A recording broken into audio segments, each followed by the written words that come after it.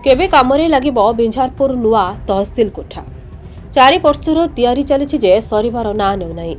एपटे नाई नाई रे चली बिंझारपुर तहसिल कार्यालय जेबे गले नेट नाही, करेंट नाही, काम होई नाही, प्रमाणपत्र होई नाही, शुणी शुणी कान बधिरा। मास धरी पड़ी रोची फाइल, हाथ टेकी बसी रोचंती कर्मचारी। राजस्व मंत्री भाषण बिंझारपुर प्रलाप करी लगुचे। दीर्घ दिन निर्माणाधीन तहसिल घर संपूर्ण हेबार नाम नेउ नाही। बेपरुआ ठिकादार ग्राम उन्नयन विभाग अधीन निर्माण काम अधपंतरिया करी ठिकादार फेरार। बुझिबाकू केही नाहांती। प्रचंड खरारे तहसिल ऑफिस दौड़ी दौड़ी साधारण जनता सेवा पाइबारु वंचित होई निराश रे फेरुचंती। बारंबार अभियोग परे भी कौनसी पदक्षेप नेउ नाही जिला प्रशासन। सुशासनर डिंडिम पिटुथिबा राजस्व मंत्रींकर केबे नजर पड़िबो बिंझारपुर तहसिल कार्यालय उपरे बोली प्रश्न करछथि जनता। नुआ तहसिल कोठा को तुरंत व्यवहार योग्य कराइबाकू दाबी होछि।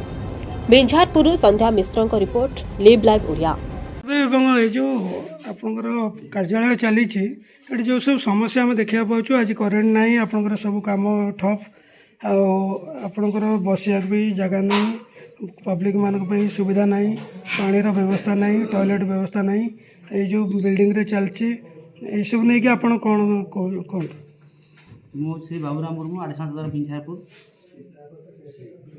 ये मुझे आसला दिन देखुची टोटाली प्राय माने इलेक्ट्रिक प्राय समय कटा हो इलेक्ट्रिक कटा हो इलेक्ट्रिक जेहतु कटा हो कम सब सरकार इलेक्ट्रिक थर ये जेहतु जेनेटर कौन मैंने थिले सजड़ा है किसी इलेक्ट्रिक थर गले नेट पड़ोची नेट पड़ेगा मैंने कौन कम कौन सरकारी कार्य हो हेराठू पब्लिक अटोमेटिक हैरान होमर बिल्डिंग जो नुआ बिल्डिंग चलती है तार कार्य कौन संपादन सर यहाँ जेहतु मुझे चली भी आखिली बसिया लोक मैंने बहुत मैंने हैरान हो बसिया से जगह ना पब्लिक को सर्विस देवा कहले निहाती गोटे कंफर्टेबल बसिया दरकार गोटे पब्लिक सर्विस दे पारे आक्चुअली बसिया बहुत हैरान हो नुआ बिल्डिंग कार्य तार समाधान सारे तेणु ये सब नहीं कि आप आमको कौन आश्वासन देवे आश्वासन कौन देवी टी जदि कार्यटा जदि शीघ्र जदि कम सरते बिल्डिंग कमटा सरती आ बेसिकाली इलेक्ट्रिक कनेक्टिविटी जदि